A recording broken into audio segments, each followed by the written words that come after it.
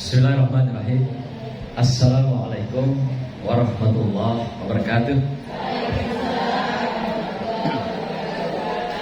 Alhamdulillahirabbil alamin wa bihi nasta'in ala umur dunya waddin. Wassalatu wassalamu ala asrafil anbiya wal mursalin wa ala alihi wa sahbihi wa barik salim ajma'in. Amma ba'd. Ya, sama-sama kita hormati Ibu Ketua Umum kita Ayunda Dr. Hajah Muallimah Rodiana MPD. Beliau sudah malang melintang di birokrat, kemudian juga di berbagai pelatihan organisasi, bahkan juga hari ini beliau juga samping sebagai seorang volunteer di bidang sosial keagamaan. BMT harus mengambil peran terdepan dan juga teratas. Jadi bukan saya di depan, tapi di atas, ya, mengungguli sang pria yang tadi dikatakan, yang tentu hari ini tidak ada apa-apanya tanpa seorang wanita. Kekuatan kebesaran seorang pria adalah tergantung pada kekuatan dan kebesaran seorang wanita. Dan sebaliknya, keletoyan seorang pria terletak pada keletoyan seorang wanita. Jadi kalau bapak-bapak letoy itu gara-gara ibu itu. Tepuk tangan ibu. Jadi jangan pernah bapak-bapaknya jadi letoy, kan? Karena filosofinya begitu. Kekuatan, kebesaran, keunggulan, ketangguhan seorang pria karena adanya kekuatan, kebesaran seorang wanita. Dan sebaliknya begitu juga berarti. Nah, gitu ya. Bapak-ibu sekalian, ibu-ibu bapaknya saya sendiri ya. Baik, terima kasih Bu Moderator telah mengantarkan materi ini. Materi ini sangat menarik sebenarnya, dan tentu tidak cukup sejam 2 jam. Karena tadi disampaikan oleh Yunda Ketua, public speaking. Jadi bicara di tengah publik, bicara dengan elok, indah, dan penuh pesona di depan publik. Tentu itu kan perlu sebuah pemikiran yang fokus, hati yang fokus, dan juga jiwa raga yang fokus. Jadi kalau ada split personality, split man, atau pribadi terpecah, atau seorang yang terpecah antara jiwa dan raganya, pasti tidak akan melahirkan public speaking yang baik, good public itu, atau bicara yang baik. Nah, orang yang bisa bicara yang baik karena dia bisa menyatukan antara pikiran, hati, dan raganya secara keseluruhan, secara kebersamaan. Ibaratkan lagu, kalau tadi moderator bilang, seperti musik dan lagu. Kalau musiknya jalan, tapi lagunya gak ngiring ya musik, seiring, pasti entah kemana-mana itu. Musik ke barat, lagunya ke timur gitu. Tidak indah jadinya. Nah, keindahan itu adalah keserasian antara musik yang didendangkan dengan lagu yang dinyanyikan. Barulah menjadi sebuah keindahan musik yang akan ditampilkan oleh seorang penyanyi. Saya mencoba tampil hari ini untuk satu segmen dari bagian public speaking itu di dalam wilayah organisasi. Ketika kita bicara organisasi, ada manajemen. Ketika bicara manajemen, ada kepemimpinan. Jadi 3 itu bagaikan satu badan, satu keping uang yang tidak terpisahkan. Jadi kalau kita bicara organisasi, ada organisasinya, yaitu tempat kita berkumpul atau wadahnya, ada manajemennya, proses cara menggerakkan organisasi dan sumber-sumber itu, dan ada orangnya, man-nya, orang yang menggerakkan organisasi itu dan melakukan proses kegiatan mobilisasi daripada organisasi itu. Itulah pemimpinnya. Atau seni dalam mengolah atau menata organisasi itu adalah kepemimpinan, orang dalam menggerakkan atau mempengaruhi orang lain. Organisasi itu ada 2 macam. Pertama, organisasi laba. Yang kedua, organisasi nirlaba. Laba itu organisasi yang mengedepankan keuntungan, profit, berbayar. Pokok setiap apapun gerakan, kalau orang barat bilang itu time is money. Waktu adalah uang. Kemudian think is money, berpikirnya duit juga. Heart is money, hatinya juga merasa duit juga. Tambah lagi fisiknya lagi, ya. Fisiknya juga adalah money atau uang. Nah, semua mereka diukur dengan standar uang. Inilah kalau pola fenomena manajemen modern yang ditata oleh wilayah barat. Umumnya barat. Itu manajemen yang kita kenal dengan laba. Laba itu artinya setiap gerakan, setiap kegiatan, setiap program itu ada laba, ada untung. Kalau nggak ada untung dia nggak mau datang. Kayak ibu sekarang. Kalau kita bicara manajemen modern seperti manajemen barat, pasti ibu-ibu nggak mau datang. Ibu akan mengukur berapa dibayar otak saya berpikir hari ini, berapa dibayar emosi saya, rasa saya yang saya keluarkan hari ini. Itu ada hitungannya itu. Kayak saya, kalau dihitung manajemen barat, 1 jam bicara itu 1 jamnya 45 menit, 1.700.000. Bapak Ibu, kalau 2 jam 90 menit, 3,4, 3 jam berarti 5 juta sekian. Rubuh BKMT bayarnya kan? Kalau dibayar, kalau dihitung ya. Kalau dihitung saya berpikirnya, saya merasanya, dan saya tampil lagi pada hari ini. Karena mereka semua hitung dulu. Cost setiap apapun yang mereka lakukan itu ada costnya. Gak ada yang free charge atau gratis. Nah, beda dengan kita. Ada wilayah kedua namanya nirlaba, yaitu sebuah organisasi yang bergerak secara sosial. Nah, mereka juga ada sebenarnya, tapi tetap saja namanya sosial, tapi dibayar. Kalau kita sosial, memang sosial betul. Beda dengan mereka. Kayak sosial mereka itu apa namanya? Ada NGO, tapi dananya triliunan. Ya, NGO itu sama dengan kita LSM, tapi dibayar triliunan. Dan di Indonesia ini ada ribuan NGO luar negeri yang bermukim di Indonesia, termasuk di tengah kita. Nah, beda dengan kita. Kalau kita yang nama sosial, betul-betul sosial, Bu. Nggak dibayar, nggak ada cost-nya, difasilitasi untuk setiap orang. Nah, maka itu di Indonesia itu agak unik, agak beda dengan luar negeri. Jadi kita sosial seperti misalnya Ormas, tadi dibacakan oleh Ketua, Undang-Undang Ormas yang baru. Itu sudah disamakan antara Ormas dengan LSM. Maka itu kalau dulu undang-undang yang lama itu undang-undang nomor 8, saya ingat betul. Itu memang ditata betul. Ormas inilah aturan yang jelas, LSM ini aturan yang jelas. Kalau sekarang sama berarti LSM, Ormas, baik lokalan, nasional maupun di pusat sama. Sekarang itu hak mereka juga sama, binaan juga di bawah Sospol juga sama. Nah, kita juga punya organisasi-organisasi lain yang nirlaba ini, ada juga yang namanya pemerintah.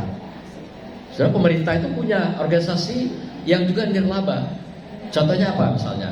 Rumah sakit, itu organisasi pemerintah. Sebenarnya nirlaba itu. Jadi seharusnya rumah sakit itu tidak bayar.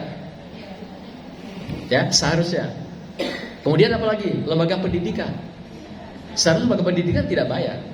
Karena itu lembaga sosial pemerintah yang bersifat nirlaba. Jadi rumah sakit dan pendidikan sebenarnya tidak boleh mendapatkan untung dari operasional yang mereka lakukan. Sama dengan ormas tadi. Artinya memberikan pelayanan sepenuhnya pada masyarakat tanpa harusnya berbeban biaya. Harusnya begitu. Karena itu lembaga organisasi nirlaba juga. Nah, tetapi kemampuan kita yang terbatas, pemerintah kita juga tidak sanggup membiayai pendidikan secara keseluruhan. Apalagi Indonesia ini termasuk 5 besar yang penduduknya banyak di dunia, nggak sanggup, Ibu sekalian. Maka itu masuk swasta. Nah, jadi masuknya swasta itu dalam bentuk rumah sakit dan atau pendidikan itu menunjukkan pemerintah belum sepenuhnya sanggup memberikan layanan kepada masyarakat. Nah, maka itu bermunculah ormas, lembaga swadaya masyarakat. Itu sebenarnya intinya membackup, membantu kelemahan, kekurangan pemerintah di dalam memberikan pelayanan pada masyarakat. Kayak kita sekarang BKMT, kita membantu memberikan layanan kepada pemerintah di bidang wanita terkait dengan dakwah, pendidikan dan sosial. Kan tidak semuanya pemerintah sanggup dakwah, tidak sanggup pemerintah karena dia nggak punya semua ulama. Pendidikan tidak semuanya dia punya guru juga, yang terbatas. Sosial juga mereka nggak punya volunteer gitu. Kalaupun ada sangat terbatas. Nah, lahirlah BKMT. dan beragam organisasi-organisasi yang lainnya di tanah air kita tercinta ini. Jadi intinya, kurangnya atau lemahnya kemampuan pemerintah inilah membuat munculnya, tampilnya berbagai organisasi-organisasi, yayasan, lembaga, badan sosial di tanah air Indonesia. Nah, inilah yang kita sekarang ini jalankan di dalam kegiatan kita, di keseharian kita. Ibu-ibu yang berbahagia, maka apa kita berorganisasi? Satu sisi tadi kita mengabdikan diri kepada pemerintah, dan ini juga perintah sebenarnya. Kan di dalam negara itu ada pemimpin.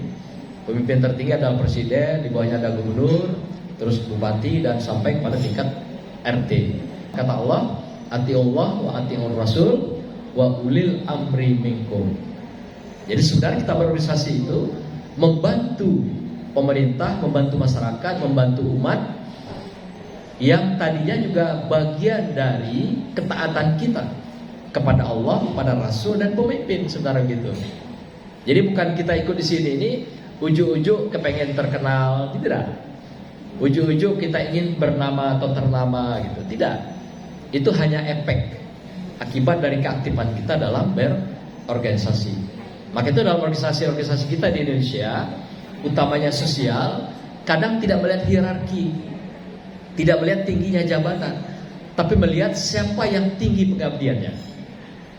Jadi walaupun dia di biro atau di departemen terbawah, ya, tapi kalau dia pengabdiannya tinggi, dialah orang yang akan jadi ternama dalam organisasi.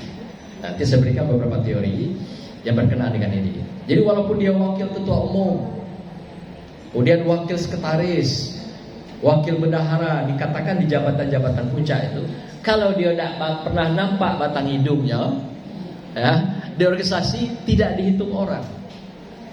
Berarti dia tidak punya jiwa karsa untuk mengabdi pada organisasi.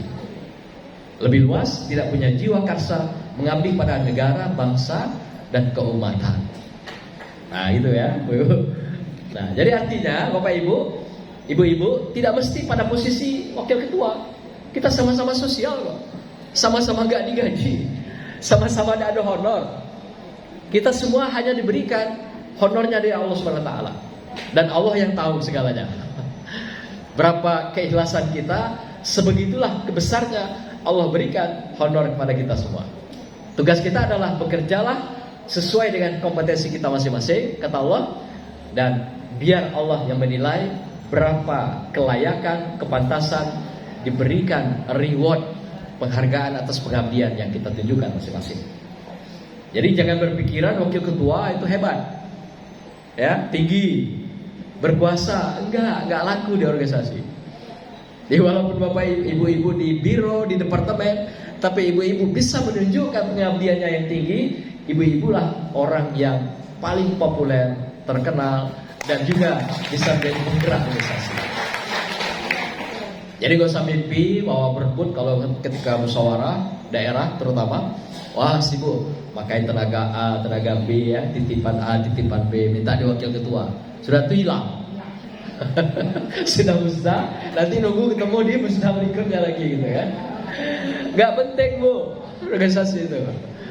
Ya, jadi walaupun terbawah posisi kita, kalau perlu dia anggota sekalipun, tapi kita yang paling dinamis, kitalah yang akan paling mendapat tempat dalam sebuah organisasi. Jadi gak usah kita risau, posisi kita rendah, bukan pengurus harian, dianggap rasa-rasanya orang, kalau istilah itu apa? Timun buku. Tidak. Ya, semuanya timun yang berkelas dalam organisasi itu, semuanya emas. Nah, tergantung kita, siapa yang paling dinamis, siapa yang paling tinggi menunjukkan pengabdian, dialah orang yang paling berkualitas dan paling tangguh dalam sebuah organisasi. Ibu-ibu sekalian, dalam organisasi itu ada 6 hal yang kita kelola setiap orang. Nah, 6 hal ini tentu mungkin ada dimiliki oleh satu orang atau sekelompok orang, atau mungkin ada yang tidak dimiliki semuanya oleh orang. Apa 6 hal itu? Pertama adalah manusia. Jelas ya, kalau organisasi kalau tidak didukung oleh sumber daya itu atau sumber daya manusia, ya bukan organ namanya. Organ kan gabungan dari sekian banyak sub-sub organ, maka dia jadi sebuah organ. Dan organisasi itu sebuah badan besar, sebuah tubuh yang terdiri dari berbagai komponen-komponen. Kayak tubuh kita lah, ini organ. Ada kepala, ada hidung, ada mulut, ada tangan, ada dada, ada bawah sampai kaki. Itulah organ. Nah, itulah yang dilengkapi dalam sebuah organisasi. Maka itu organ ini kunci utamanya adalah pada head, pemimpinnya. Orang yang terdepan menggerakkan. Itu adalah simbol, sekaligus juga dia adalah lokomotor, penggerak. Maka itu organisasi itu adalah sebuah kumpulan orang-orang yang digerakkan. Jadi kalau tidak bergerak, dia sama dengan mobil, tidak ada jalan mesinnya gitu. Nah, penggeraknya siapa? Yang paling utama adalah top leader, adalah ketua atau ketua umum. Penggerak kedua siapa? Sekretarisnya. Ibarat ketua itu adalah mesinnya, sekretaris itu apa? Bahan bakarnya. Nah, kemudian pembiayaannya bagaimana? Itu termasuk cost yang menggerakkan mobil itu. Siapa bendaharanya? Nah, maka itu kalau sebuah organisasi, kalau bergerak ketua, sekretaris, bendahara, sebenarnya sudah jalan itu organisasi.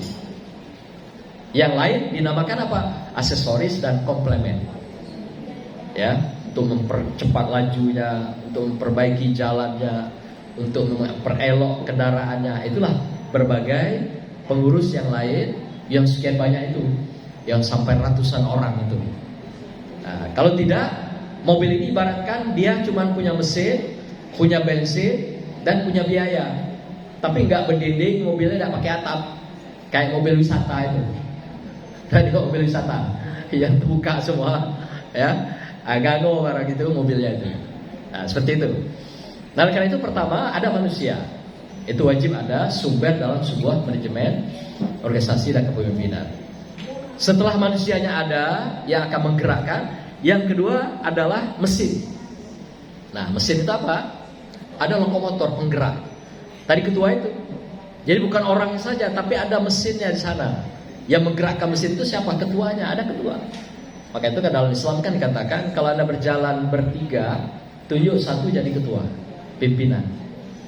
Karena dalam Islam itu dikatakan sebuah negeri atau sebuah organisasi yang tanpa pemimpin itu adalah kepemimpinan yang zalim. Oleh karena itu, walaupun sebuah kepemimpinan dipimpin oleh seorang yang zalim, itu lebih baik daripada tidak punya seorang pemimpin sama sekali. Nah, gitu. Jadi artinya sebuah lembaga, organisasi, apalagi negara dan negeri, tidak boleh vakum. Harus ada seorang yang mesin yang menggerakkan organisasi itu. Karena kehidupan, keumatan, kebangsaan tidak boleh mati. Organisasi tidak boleh mati.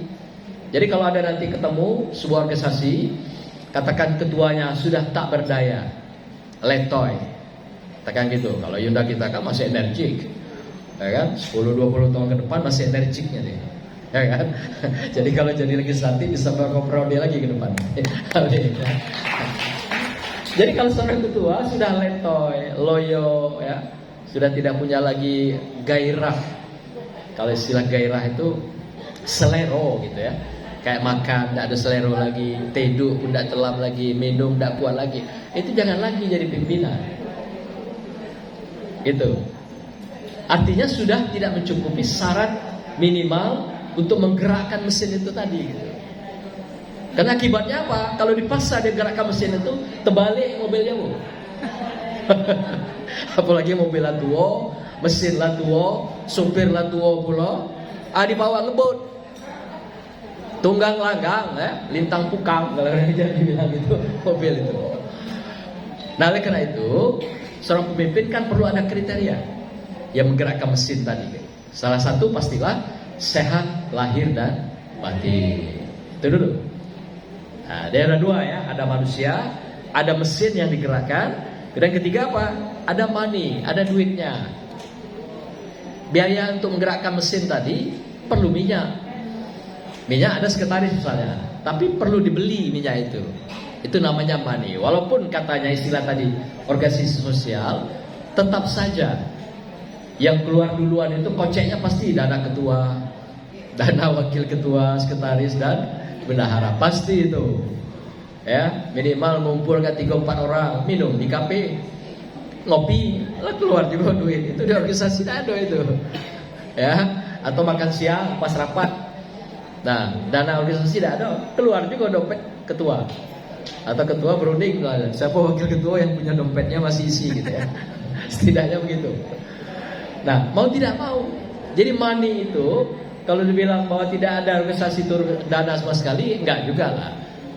Tapi adanya di mana? Di kantong pemimpin dan pengurus.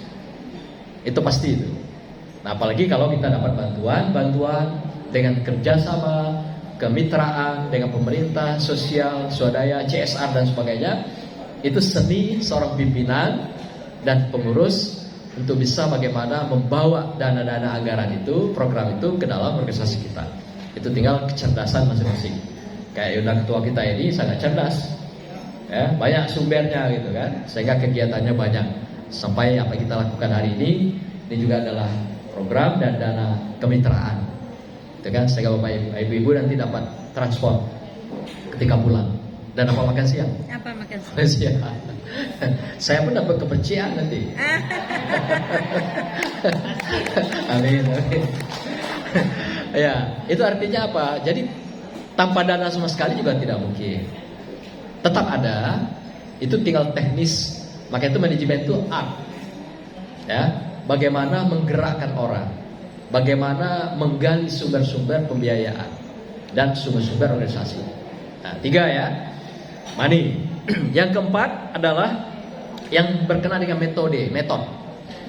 Cara-cara bekerja sama, cara-cara kita merumuskan program, cara-cara kita mencari pembiayaan dan juga kerjasama dengan pihak manapun. Ini metode perlunya. Komunikasinya bagus harusnya, silaturahimnya baik. Kemudian bagaimana dia menjual organisasi itu sehingga orang mau mengeluarkan anggaran, membantu biaya atau membantu fasilitas pada organisasi itu. Itu seni. Maka itu public speaking itu seni bicara. Manajemen seni dalam menggerakkan orang, organisasi. Kepemimpinan seni di dalam mempengaruhi orang. Pengaruh itu kan nyuruh, manggil, melarang dan juga memarahi. Itu tugas ketua. Jadi ketua harus bisa marah juga gitu. Dan bisa senyum terus gitu. Karena itu memang tugas seorang pemimpin. Jadi istilah pengaruh itu ya satu sisi menyuruh, melarang, mengontrol, termasuk juga memarahi itu. Kalau gawe ada di antara anggotanya pengurus yang salah atau distorsi menyimpang dalam manajemen. Nah, 4 ya. Yang kelima adalah market, pasarnya. Kemana organisasi ini kita bawa? Kayak kita sekarang BKMT itu dakwah, pendidikan dan sosial. Berarti itu 3 itulah pasar kita. Dakwah kemana? Ke umat. Pendidikan kemana? Ke masyarakat. Sosial kemana? Ya gabungan keduanya, keumatan, kemasyarakatan dan kebangsaan. Jadi 3 itu saya kira pilar yang sangat monumental dan sangat mendasar di dalam kehidupan kemasyarakatan dan kebangsaan kita. Nah, oleh artinya dengan adanya market ini, arti tujuan kita jelas, sasaran kita jelas, apa yang nak kita gawekan itu jelas, tidak abal-abal. Tadi saya katakan sporadik dan spektakuler. Itu organisasi yang saudara-saudara kita, tapi bukan ormas yang seperti yang saya sampaikan sudah didirikan tahun 81 yang lalu, lama sekali ya, oleh senior kita Yunda Tuti Alawiyah, yang beliau adalah praktisi pendidikan, juga adalah seorang daiyah yang kita sudah tidak ragukan lagi, mubalighah. Sekarang anaknya ya? Anak sudah memimpin sama di DKI. Oh gitu. Kader berapa? Yang kecil Sipa itu ya. Oh iya. Yang itu anak beliau. Oh? Ketua. Iya. Saya pernah ketemu kemarin di MUI Pusat. Kebetulan kami sama-sama di Dewan Pertimbangan MUI Pusat sama Pak Maruf Amin ya. Sering ketemu beliau. Anaknya beliau ya, putrinya ya. Paling bungsu ya, baik. Beliau juga kelola pendidikannya sekarang di mana itu? Jatiwaringin ya, Jakarta Timur ya. Baik, Bapak Ibu sekalian, Ibu, setelah tadi ada market, ada material. Material itu fasilitas. Nah, kantor itu menjadi sebuah material kebutuhan kita. Jadi yang namanya ormas wajib ada kantor. Nah, ini beda dengan LSM barangkali. LSM dia cukup punya sekretariat. Di mana sekretariatnya? Terserah beliau. Mau di rumah kayak mau di ruko terserah. Tapi kalau di ormas dia wajib punya kantor, sekretariat, tempat mengolah atau istilah tata kelola. Tata itu bagian administrasi, kelola itu bagian manajemen. Jadi tata kelola itu administrasi dan manajemen, itu namanya itu. Itu yang dipakai oleh negara kita, tata kelola. Jadi sebenarnya tata milik administrasi, kelola milik manajemen. Maka itu tata kelola itu adalah sebenarnya prinsip teori manajemen. Nah, jadi harus ada yang namanya ormas dalam mengelola manajemen organisasi yang ada kepemimpinannya itu adalah dia punya fasilitas material yang namanya kantor.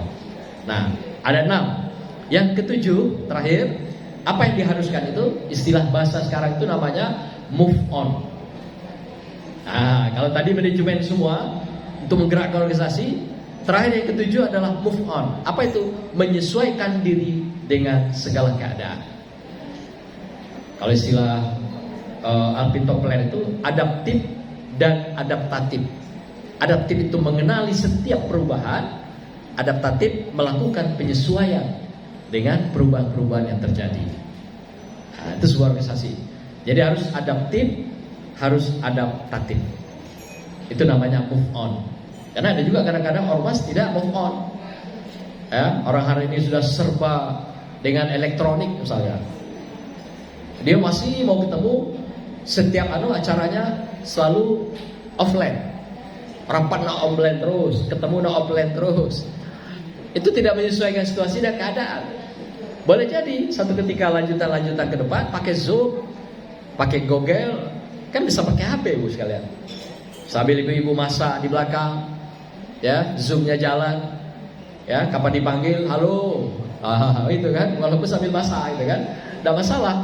Nah, artinya apa? Hari ini sudah sangat dibantu kita dengan teknologi itu dalam berorganisasi. Tidak ada lagi jarak, tidak lagi ada alasan tidak mau aktif, tidak ada alasan. Alasan tidak datang boleh, tapi alasan tidak aktif tidak ada lagi Bu.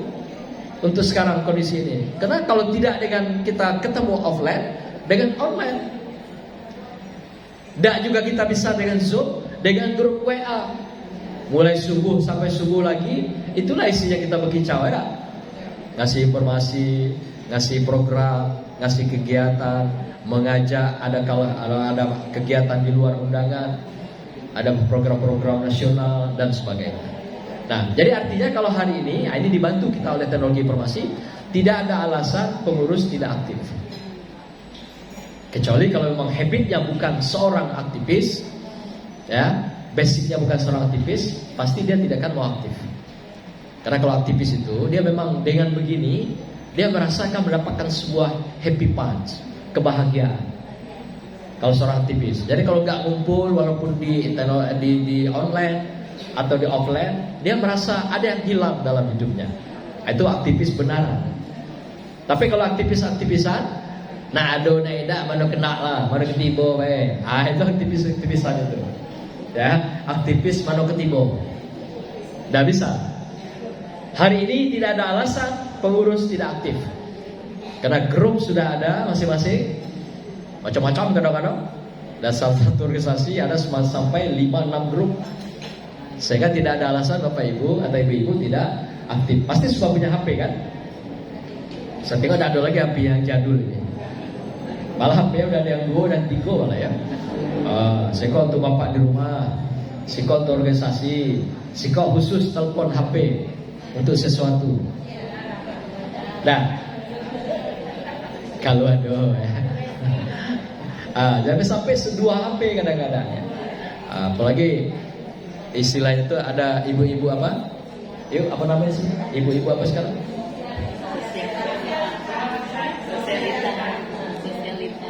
Ibu-ibu sosialita. Keren ya. Itu HP-nya nggak boleh 1 itu sosialita.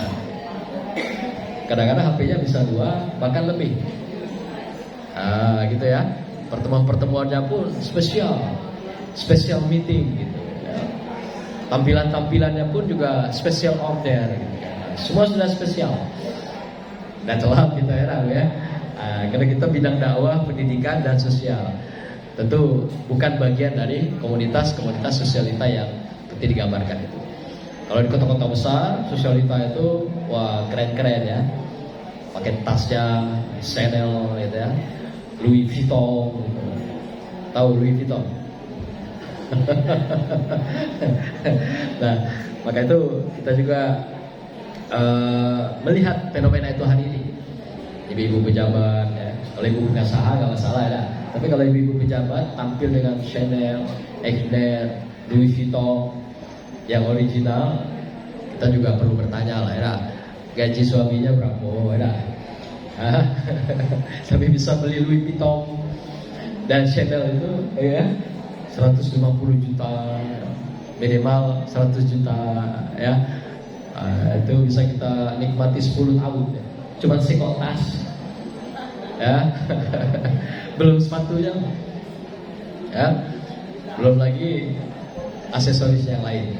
Itu yang nampak, yang tidak nampaknya di dalam ya kan, macam-macam ya. Ibu-ibu sekalian yang saya hormati, yang bagian ketiga saya ingin menyampaikan apa prinsip dalam sebuah manajemen.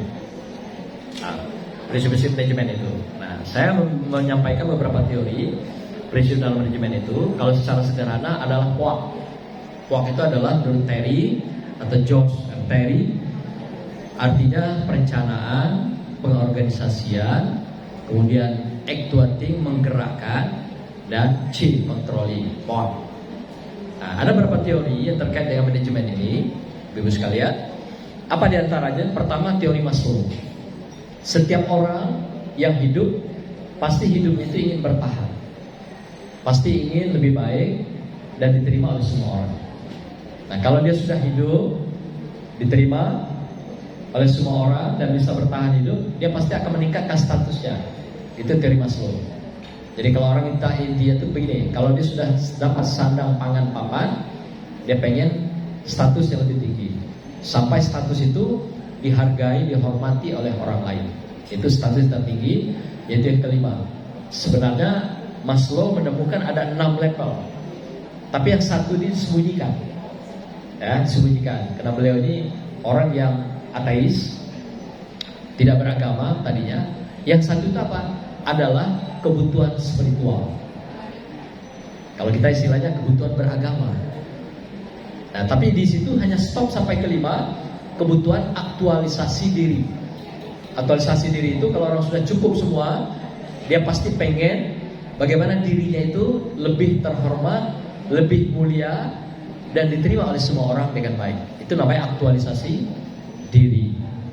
Nah, sebenarnya ada puncak daripada kebutuhan manusia itu adalah spiritual need. Kebutuhan yang puncak itu. Apa yang Bapak Ibu lakukan di organisasi ini, dakwah dan sosial, itu intinya adalah sebenarnya mengantarkan manusia kita pada puncak spiritual itu sebenarnya. Maka itu dengan kita tanpa digaji, kita tetap bergairah datang, kita tetap semangat datang, kita tetap punya dorongan datang. Kenapa itu? Karena ada yang keenam itu sebenarnya, yaitu spiritual need. Dalam manajemen hanya dibatasi 5, ditutupi seakan-akan yang keenam itu. Padahal dalam teorinya yang aslinya dari Maslow ada spiritual need. Jadi walaupun kata orang, kata teori ini, orang udah punya mobil bagus, rumah mewah, tanah luas, ya, semua sudah punya, tapi pasti ada yang kurang dalam diri seseorang. Apa itu? Yaitu makna kehidupan. Makna kehidupan itu dia diterima, dihargai oleh yang tertinggi. Siapa itu? Adalah Tuhan. Itulah namanya kemuliaan, kehormatan. Dihormati, dimuliakan manusia belum tinggi. Ya, paling-paling hanya batas materi, jabatan. Tapi kalau dimuliakan, dihormati Tuhan, itulah penghormatan, penghargaan tertinggi. Itulah spiritual need. Jadi kalau kata Dana Zohar dalam bukunya Spiritual Quotient itu, orang yang sudah sampai makna puncak, dia tidak lagi menakar kehidupan itu dengan materi dan jabatan, tapi dia mengukur, menakar sejauh mana dirinya itu bermakna, diterima oleh semua makhluk, dan dimuliakan oleh Tuhan. Itulah puncak kebahagiaan sebenarnya dalam kehidupan kita. Ya, bukunya Spiritual Quotient yang diteliti oleh Dana Zohar, yang dia sudah lakukan penelitian ke seluruh dunia. Dia teliti orang yang banyak harta benda, kendaraan, materi, ternyata nggak juga bahagia, happy. dia teliti orang jabatan tinggi sampai presiden, enggak juga senang. Ya, dia teliti lagi yang banyak istri. Kayak India itu kan ada istri sampai ratusan orang. Ternyata enggak juga senang, malah banyak problem. Karena setiap istri minta jatah tiap malam. Coba awak dewean. Bini seratusan orang gitu kan. Kan masalah juga gitu kan. Banyak tanah, pening pula mikirnya. Yang tanah sana belum bayar pajak, yang sini lagi yang dibaling orang dan segala macam. Ternyata itu bukan puncak kebahagiaan. Ternyata Dan Azhar menemukan karena dia seorang yang Kristiani. Yang terakhir kemudian diketahui dia masuk Islam, beriman. Setelah dikatakan bahwa dia temukan bahwa ternyata puncak kebahagiaan itu ketika manusia menemukan mencapai spiritual peak-nya itu. Jadi nyambung di teori Maslow tadi, ya, ketika orang sampai puncak kebahagiaan adalah ketika dia sampai pada titik yaitu spiritual peak, makna kehidupan, dihargai, dimuliakan oleh manusia dan dihormati, dimuliakan oleh Tuhan. Itu puncaknya. Itu teori Maslow. Nah, itulah mengapa orang berorganisasi. Jadi kita mengabdi di sini tidak digaji, tidak dibayar dalam rangka mencapai puncak spiritual need dalam perjalanan kehidupan kita. Kalau orang sudah sampai pada spiritual need ini, semua jadi indah. Makannya enak, tidurnya nyenyak, bermimpi pula, ya, tidak perlu banyak masalah, tidak ada beban pikiran. Inilah orang sudah sampai pada spiritual need. Tapi kalau orang masih banyak kiri kanan dan segala macam, belum sampai pada puncak spiritual, senyum pun berat, ketawa apalagi, berbagi pelit, ya, untuk hadir begini-gini, mikir-mikir dulu, apa untungnya, apa nilai tambahnya. Pasti itu yang jadi penilaian dan dasar orang mau dekat atau juga mengabdi dalam organisasi atau tidak. Maka itu kita mengenal konsep Islam itu yang sangat indah adalah bahwasanya tidak diciptakan jin dan manusia kecuali untuk mengabdi. Mengabdi pada siapa? Pertama pada Allah dan kedua pada manusia. Wa ma khalaqtul jinna wal insa illa liya'budun. Inilah puncak kita pengabdian dalam organisasi yang kita kenal dengan nirlaba. Bapak Ibu, yang kedua, teori yang saya pinjam adalah teori daripada teori hegemoni. Teori ini dikembangkan oleh Antonio Gramsci, teori manajemen. Sebuah organisasi, lembaga, badan, komunitas yang paling, tadi saya katakan, yang paling dihormati, dihargai itu adalah orang yang banyak menggunakan akal pikirannya, orang yang banyak menggunakan wawasannya, orang yang banyak menggunakan gagasan idenya. Tetapi gagasan, wawasan, dan pemikiran itu dapat dilaksanakan di dalam kehidupan nyata. Artinya, ibu-ibu, kalau ibu bisa bicara dengan konsep gagasan, ide-ide yang elok, kemudian bisa melaksanakannya pula, itulah kita akan menjadi kehormatan, kemuliaan dalam organisasi, dalam pengabdian kita. Jadi banyak orang kadang pada ngomong, ngecap idenya setinggi langit, suruh digawekan, hilang dia, ya, dan nongol-nongol lagi gitu. Banyak yang gitu. Ada juga kadang-kadang idenya kering, kurang wawasannya, tapi dia begawe siang malam tahan. Pokoknya tidak perlu pakai ngomong-ngomong gitu ya. Dia begawe terus siang malam. Ini juga kadang bisa dikenal. Tapi kata Gramsci, orang yang bisa eksis, survive dalam organisasi itu, satu sisi dia punya modal wawasan, ide, dan kedua dia dapat melaksanakan wawasan ide yang besar itu. Bapak ibu nanti coba lihat apa yang memang bisa kita berikan sebuah pemikiran untuk dakwah. Di dakwah sekarang ini di alam digital, kira-kira seperti apa dakwah kita? Pendidikan juga begitu. Dan sosial ini yang banyak sekali, seluas isi dunia bisa kita lakukan. Kayak sekarang misalnya lagi eranya Palestina yang sedang berkecamuk. Demikian juga kita sekarang sedang menghadapi krisis pangan, krisis juga dari segi akhlakul karimah. Apa yang bisa kita berikan masukan dalam konteks ini? Inilah yang ditunggu-tunggu dalam sebuah organisasi.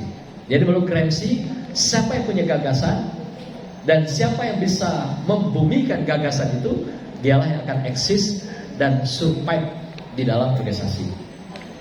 Jadi artinya bukan dia banyak duit. Karena banyak duit belum tentu itu jaminan dia bisa survive. Ya, walaupun juga dia punya jabatan di luar, karena jabatan itu kadang-kadang kita pertimbangkan ditarik masuk ke organisasi kita, sekiranya dia bisa berikan kontribusi, malah nggak bisa sama sekali. Banyak kejadian begitu. Tahu kepala dinas kadang-kadang, kepala bidang, tidak bisa dia bagikan, mewakafkan waktunya untuk kita. Dan kita pun tidak bisa berharap pada jabatan mereka gitu, di dalam dia melaksanakan atau memimpin organisasinya atau perusahaannya.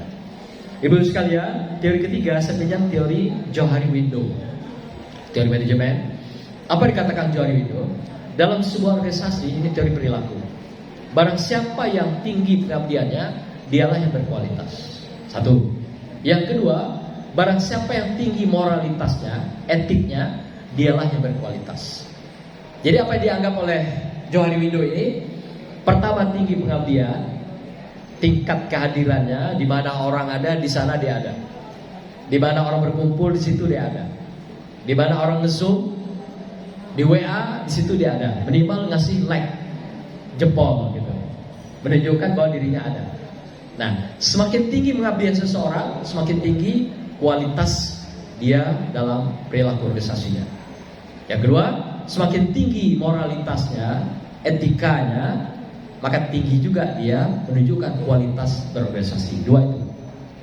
Jadi kalau tidak dua-dua itu dimiliki oleh seorang kader, pengurus, bisa kita tandai berkualitas tidaknya pengurus itu, berkualitas tidaknya pengabdian orang-orang itu. Ini teori Johari Window. Johari Window ini ada singkatan orang. Johari Window itu Johar dan Harir, nama orang itu, teori perilaku. Jadi kalau istilahnya di organisasi itu digambarkan dengan gambar, kalau dia pengabdiannya tinggi, moralnya baik, itu seperti sebuah ruangan yang terang benderang. Tapi sebaliknya, pengabdiannya rendah, kualitasnya buruk, sudahlah akhlaknya, moralnya buruk pula. Itu menunjukkan sebuah rumah yang gelap gulita. Jadi kalau kita ingin menjadi lampu, maka itu ada istilahnya itu bright, cahaya, atau apa istilah itu? Cahaya ini Brighman ya, cahaya yang kemilau, yang terang benderang. Maka aktiflah organisasi. Maka kita akan menjadi pelita bagi organisasi itu, buat menerangi kegelapan sebuah rumah, dan kitalah cahayanya, dan kitalah lampu dan pelitanya. Nah ibu-ibu, maka itu saya katakan tadi, gak mesti wakil ketua, gak mesti pengurus harian, tapi boleh di sisi-sisi yang terujung. Tapi ibulah pelitanya, ibulah cahayanya, ibulah yang menjadi gemerlap organisasi itu, yang akan dikenal di mana-mana di dalam komunitas masyarakat kita atau bangsa kita. Teori keempat, ya selamat ya ke semuanya, semoga bisa aktif ya. Yang keempat adalah teori marketing. Organisasi itu adalah pandainya atau kepandaian kita menjual. Ini teorinya Kotler. Yang dijual dalam sebuah organisasi itu adalah brand image. Brand image itu apa? Nama baik. Kalau sebuah organisasi itu orang mengatakan, oh BKMT itu bagus, BKMT itu sangat dinamis, BKMT itu sangat kreatif, BKMT itu sangat inovatif, udah selesai. Itu di mana-mana orang akan mengulurkan tangan, ngasih bantuan dana, ngasih program, dan mau bersama dan mau berlama-lama. Bukan bersama saja, mau berlama-lama. Nah, ibu-ibu sekalian, inilah brand image. Jadi bukan dengan orang-orang yang hebat, bukan dengan besarnya organisasi, bukan. Tapi bagaimana dia membingkai sebuah ide dan gagasan itu, dikemas dengan baik, kemudian itu diterima oleh orang, dan juga diapresiasi dengan baik. Itu arti kuncinya apa? Komunikasi. Berarti public speaking dia ini udah bagus, speakernya udah bagus gitu ya, sudah enak didengar, sudah enak dinikmati, sehingga brand image-nya diterima dengan baik. Nah itu ya, salah satu ciri organisasi. Jadi besarnya sebuah organisasi, marwahnya sebuah organisasi, brand image-nya. Dan brand image itu tergantung orang-orang yang di dalam itu, mulai dari ketua umumnya sampai pengurus yang lainnya. Kalau pengurus yang tidak berpunya brand, ya nggak akan ditoleh, ya nggak akan ditengok, nggak akan dihitung gitu. Tapi yang punya brand, dia akan dihitung, disebut, diamanahkan, dan juga diajak dalam segala momen dan event kegiatan daerah, masyarakat, kaumatan, dan kebangsaan kita. Bapak Ibu sekalian yang berbahagia, itulah beberapa pengantar saya. Intinya adalah public speaking itu adalah bagaimana kita memerankan posisi diri pada posisi jabatan kita masing-masing. Baik itu level tertinggi, menengah, ataupun terbawah. Atau istilahnya top leader, top manajemen, kemudian middle manajemennya, menengah, atau lower manajemen. Dan sebuah organisasi tidak ditentukan oleh tingginya jabatan seseorang, banyaknya finansial seseorang, tapi tergantung bagaimana tadi itu dikatakan, barang siapa yang aktif mengabdi, tinggi pengabdiannya, dialah sebagai kader pengurus yang berkualitas. Siapa yang etika moralnya yang baik, yang tinggi, dialah top kadernya sebuah organisasi. Karena kader itu artinya dari kedere. Kedere itu artinya bingkai. Jadi ibu-ibu yang punya pengabdiannya tinggi, yang etikanya baik, moralnya bagus, itulah kader. Bukan kader bahasa Indonesia. Kader bahasa Indonesia itu apa? Jero. Tapi kader bahasa Inggris itu artinya bingkai. Jadi kalau sebuah gambar dibingkai dengan baik, betapa elok dan betapa mempesonanya sebuah gambar yang kita tunjukkan kepada publik. Demikian pengantar saya. Kalau mau diskusi, kalau masih ada waktu silakan. Kalau tidak, wassalamualaikum warahmatullahi wabarakatuh.